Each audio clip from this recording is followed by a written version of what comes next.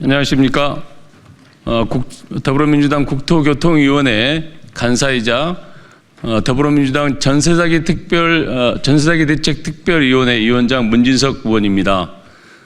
저희 민주당은 22대 국회 개원과 함께 정부와 협의 끝에 지난 8월 전세사기 피해자의 주거 지원과 피해 회복을 위한 전세사기 특별법 개정안을 통과시켰습니다. 개정안이 통과된 이후 현장에서는 피해자 주택 매입과 무상 주거 지원이 실시되고 있고 실제로 경매와 공매를 통해서 피해 보증금을 전액 회수하는 사례들도 나오고 있습니다. 그러나 여전히 깡통 전세, 신탁 사기 등 전세 제도를 악용한 대량의 전세 사기가 발생하고 있고 피해자들도 줄지 않고 있습니다. 이에 우리 민주당은 제도 미비 또는 계약갱신 청구권 사유 등으로 아직 피해를 확인하지 못한 피해자를 지원하기 위한 특별법 기한 연장을 해야 한다는 의견에 충분히 공감하고 있습니다. 내일 국토법안 심사 소위가 있는데 이 소위에서 특별법 기한 연장안이 통과될 수 있도록 우리 민주당이 앞장서겠다는 말씀드리고 앞으로도 전세사기 피해자 지원은 물론 피해 예방을 위한 제도 개선에 최선을 다하겠다는 말씀드리겠습니다. 이상입니다. 네, 전북특별자치도 정읍시 고창군 국회의원 윤준병입니다. 오늘 전세사기 특별법 개정안을 대표 발의한 한 사람으로서 이 자리에 섰습니다. 아시는 것처럼 우리 실생활 속에서 의식주가 중요하고 그중에 주거권이라고 하는 주택의 문제는 우리가 아무리 강조해도 지나치지 않습니다. 특히 전세 사기는 단순히 피해자분들의 경제적 피해에 그치지 않고 주거불안, 정신적 고통, 가정 붕괴 등 광범위한 사회 문제를 유발하고 있습니다. 특히 정부의 보호 없이는 기존의 피해자는 물론이고 새로운 피해자에 대한 보호도 방치될 수밖에 없는 상황입니다. 그래서 피해자의 주거 안정과 회복을 위해서 최소한의 보호 장치로서 지난 2023년 전세 사기 피해자 지원 및 주거 안정에 관한 특별법을 마련한 바 있습니다. 그러나 아직도 많은 피해자분들은 전세 사기 피해 회복의 시작 단계에 머무르고 있습니다. 또한 피해 인정을 받았음에도 불구하고 피해 보증금 반환은커녕 거주 안정조차 확보되지 않은 사항도 비일비재합니다. 그러나 지금 특별법의 유효 기간은 얼마 남지 않은 상황입니다. 그래서 이런 내용들을 제대로 원만하게 이렇게 정리하고 또 앞으로 피해 회복 시스템의 실효성도 강화하고 최소한의 회복 기간을 제대로 담보하기 위해서 우리 전세 사기 특별법의 기간 연장이 절실하다 이렇게 생각하고 있습니다. 다행히 우리 국토교통이 우리 민주당 의원님들 중심으로 연장안에 대해서 적극적으로 진행되고 있는 만큼 5월 중에 중단되지 않고 연장될 수 있도록 이달 중에 연장안이 제대로 마련되기를 소망하고 또 함께 응원하겠다 이렇게 다짐을 드립니다. 안녕하십니까. 더불어민주당 대전 중구 국회의원 박윤갑입니다. 저는 국토교통위원회 소속으로 있습니다. 전세사기 특별법 연장 더 이상 미룰 수는 없다. 안녕하십니까. 국회교통위원회 소속 박윤갑입니다. 지난 2023년 6월 1일 시행된 전세사기 특별법이 오는 5월 30일 만료가 됩니다. 법의 만료까지 이제 2달도 채 남지 않았습니다. 하지만 올해만 해도 대전에서 45억 원, 세종에서 200억 원대의 사기가 발생하는 등 전세사기 피해는 전국 각지에서 속출하고 있습니다. 피해자로 인정받기까지는 오랜 시간이 걸립니다. 이른바 빌라왕 사건의 경우 피해 사실을 확인하는 데만 약 1년 이상이 소요가 됐습니다. 피해 사실이 확인된 경우는 그나마 빠른 편입니다. 또 계약 만료 시점이 다가와야만 피해를 확인하는 임차인이 많아 정확한 피해 규모조차 제대로 파악하지 못하고 있는 실정입니다. 전세사기 특별법을 하루라도 빨리 연장해야 하는 이유입니다. 이에 저는 더불어민주당 우리 문진석 의원님, 윤준병 의원님, 염태웅 의원님, 황정화 의원님, 권양엽 의원님과 진보당의 윤종호 의원님과 함께 전세사기 특별법의 유효기간을 현행 2년에서 4년으로 연장하는 개정안을 이미 발의해 놓았습니다. 국회가 지금 나서지 않는다면 전세사기 피해자들은 또다시 절망의 나락으로 내몰릴 수밖에 없습니다. 민생의 여야는 따로 없습니다. 하루속히 법안 소위를 열어 전세사기 특별법의 유효기간 연장안을 최우선으로 논의하고 처리해야 합니다. 저는 이 문제가 해결될 때까지 피해자분들과 함께 하겠습니다. 국회는 더 이상 피해자들의 절규를 외면하지 말고 지금 즉시 행동에 나서주기 바랍니다. 감사합니다. 예, 안녕하십니까. 더불어민주당 국토위 소속 수원부 국회의원 염태영입니다. 전세사기 특별법은 그간 고통 속에 있었던 수많은 피해자들에게 한 줄기 희망이 되어왔습니다. 잘 아시다시피 이 법 유효기간이 다음 달 말인 5월 31일이어서 당장 6월부터 신규 피해자들이 피해자 결정 신청조차 할 수 없는 상황입니다. 피해는 여전히 현재 진행형이고 제도 개선은 아직 미완성입니다. 한 두어 가지만 이유를 말씀드리겠습니다. 법 제정이 논의되던 2022년에서 2023년 사이에 계약한 분들이 이제야 아슬아슬하게 피해자 결정 신청 기한에 걸리는 사례가 많습니다. 두 번째, 기망의도 미충족 등의 사유로 기각된 분들은 재신청의 기회를 기다리고 있는 상황입니다. 이러한 현실을 외면한 채 특별법이 종료된다면 그 공백은 고스란히 전세사기 피해자 국민들의 몫이 될 겁니다. 다행히 현재 국회에서 특별법 유효기간을 1년, 2년, 최대 4년까지 연장하자는 다양한 법안들이 제출되어 있기 때문에 내일 열리는 국토법안 소위에서 이러한 법안들을 심사하는 중대한 첫 관문이 될 것입니다. 저는 그래서 국토교통부와 국힘에 간곡히 요청드립니다. 국민의 절박한 이러한 사정을 먼저 살펴봐 주시고 또 특별법 연장에 적극 협력해 주시기를 바란다는 말씀드립니다. 아마 심정적으로 대부분 공감하고 있으리라고 생각돼서 저희는 기대를 걸고 있다는 말씀드립니다.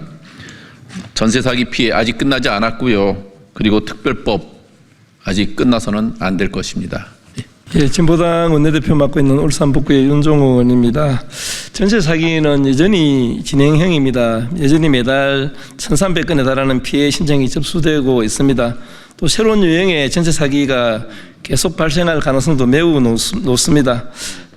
하지만 2023년 제정된 전세 사기 관련 특별법이 5월 30일부로 또 이렇게 만료가 되면서 빨리 신속히 또 유효기간 연장해야 되는 숙제를 안고 있는데 다행히 또 여러 여야 의원님들께서 전세 사기 특별법에 대한 유효기간 연장하는 법을 발의했고 오늘 이렇게 기자회견을 가지게 된 것 같습니다. 저희도 진보당도 함께 힘을 보태겠다는 말씀을 드리면서 전세 사기 피해자 법의 유효기간 연장 못지않게 또 시급한 문제들이 많이 있습니다. 지난해 전세사기 피해자법 개정으로 전세사기 피해 주택의 수선이나 유지보수 등에 지자체가 관여할 수 있는 길이 열렸습니다.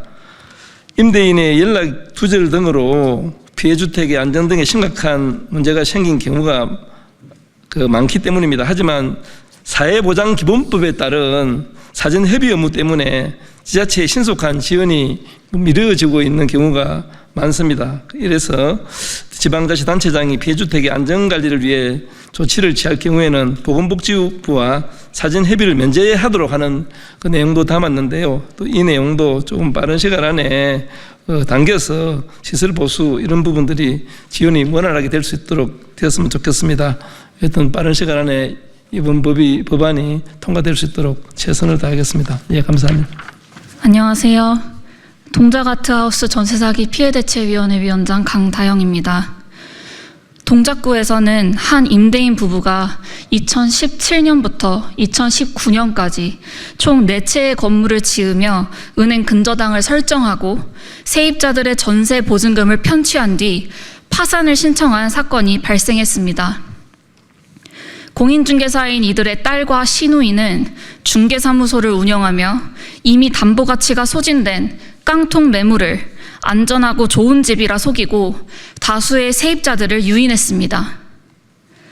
그 결과 총 76명의 세입자들이 피해를 입었고 저희는 66억의 보증금을 돌려받지도 못한 채 임대인의 파산 문자 한 통에 일상을 송두리째 잃었습니다. 파산이 선고된 이상 보증금을 돌려달라는 요구는 채권 추심 행위로 간주되어 법적으로 불가능합니다. 저희 대책위는 이 임대인 부부에게 피해를 입은 세입자 49명이 모여 올해 3월 7일 결성한 단체입니다. 대부분 지난 1월 중순 전세 사기 피해자 인정 신청을 마쳤지만 그중 30여 명은 불인정 통보를 받아 이의 신청을 준비하고 있고 나머지는 아직 결정조차 받지 못한 상태입니다. 최근 저희 대책위 피해자들을 사이에서 이런 이야기가 오갑니다. 특별법 시행 초기에는 경찰 수사 개시만으로도 피해자 인정을 받은 사례가 있었는데 지금은 같은 조건임에도 불인정되는 경우가 많아졌다는 겁니다. 심사 기준이 달라진 게 아니냐, 이런 의문이 제기되고 있습니다. 수사가 시작된 상태에서도 불인정되었다면 피해자가 무엇을 더 제출하고 어떻게 입증해야 하는지 아무도 알려주지 않았습니다. 기준은 모호하고 절차는 불투명하고 결과는 예측할 수 없습니다. 그 사이 피해자는 제도 밖에 계속 서 있게 됩니다. 지금의 전세사기 특별법은 피해자에게 주어진 거의 유일한 제도적 창구입니다. 피해자 인정을 받지 못하면 사실상 그 어떤 실질적인 지원도 받을 수 없습니다. 이 법이 끝나면 피해자들은 다시 아무런 보호장치 없이 구조 밖으로 밀려나게 됩니다. 전세사기 피해자는 아직 너무나 많습니다. 자신이 전세사기 피해자라는 것을 아직 인지하지도 못하고 있는 피해자도 많을 것입니다. 저만 해도 2023년에 계약을 했는데 올해가 되어서야 피해자 사실을 인지했습니다. 그렇다면 저희는 왜 전세를 선택했을까요? 서울의 월세는 너무 비쌌고 공공임대는 턱없이 부족했습니다. 쉐어하우스나 협동조합 주택 같은 대안은 극히 일부에 불과했고 입주 대기도 길었습니다. 그 속에서 유일하게 청년들이 쉽게 접근할 수 있었던 건 정부가 보증한 전세자금 대출이었습니다. 일정 소득 요건만 충족하면 신청이 가능했고 승인도 빠르게 이루어졌습니다. 정부가 만든 이 구조 안에서 청년들과 사회초년생들은 전세로 몰릴 수밖에 없었습니다. 그런데 그 선택의 결과가 전세 사기였고 지금 그 책임은 모두 우리에게 돌아오고 있습니다. 우리는 위험을 선택한 것이 아니라 정책이 허락한 유일한 경로를 따른 것입니다. 그리고 저는 꼭 이 이야기를 드리고 싶습니다. 저는 혼자 계약하지 않았습니다. 공인중개사를 통해 정부가 자격을 부여한 전문가의 중개로 계약을 체결했습니다. 그런데 전세 사기를 당하고 나니 왜 계약서를 꼼꼼히 안 봤냐, 왜 더 알아보지 못했냐라는 말이 돌아옵니다. 그렇다면 정부는 왜 안전전세 지킴이나 전세계약 동반 서비스와 같은 보완 제도를 만들었습니까? 제도적으로도 기존 중개 시스템만으로는 위험을 감지하기 어렵다는 걸 정부도 알고 있었던 거 아닙니까? 그럼 왜 그 책임을 피해자에게만 묻습니까? 여기서 우리가 또 다시 짚어야 할 건 바로 주거권이라는 기본 가치입니다. 주거는 선택이 아니라 기본권이자 생존권입니다. 노동권이 수십 년간 사회적 합의를 통해 확장되어 온 것처럼 이제는 주거권에 대한 사회적 합의가 필요합니다. 지금 우리가 요구하는 것은 단지 피해자의 억울함을 풀어달라는 호소가 아닙니다. 더 이상 집 없는 사람들이 사기의 대상이 되지 않는 사회, 안전한 주거를 당연한 권리로 여기는 사회를 만들자는 요청입니다. 전세 사기 특별법은 연장되어야 합니다. 그리고 반드시 개선되어야 합니다. 이는 전세 사기라는 사회적 재난 앞에 정부가 할 수 있는 최소한의 책임선입니다. 더는 집 없는 이들이 사기의 대상이 되지 않도록 피해자가 다시 삶을 회복할 수 있도록 국가가 함께해 주십시오. 안녕하십니까. 전세사기 깡통전세 피해자 전국대책위 공동위원장 이철빈입니다. 전세사기 특별법 기한이 이제 한 달 반 남았습니다. 2년만 운영하면 전세사기 문제를 해결할 수 있을 거라 여겼던 2023년의 예상은 보기 좋게 빗나가서 2025년 현재도 전세사기 대란은 진행 중입니다. 2년 전이나 지금이나 피해자들이 죽음의 위협에 놓인 것은 변함이 없습니다.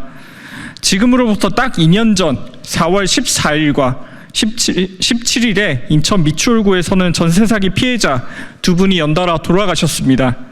한 분은 20대 청년으로서 열심히 일하며 모은 돈으로 전세사기를 당했고 엄마 나 2만 원만 보내주세요 라는 문자를 남긴 채 떠났습니다.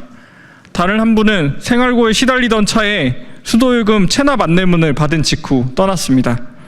우리는 전세사기 특별법이 세상을 떠난 피해자들의 목숨값으로 만들어졌다는 사실을 결코 잊지 말아야 합니다.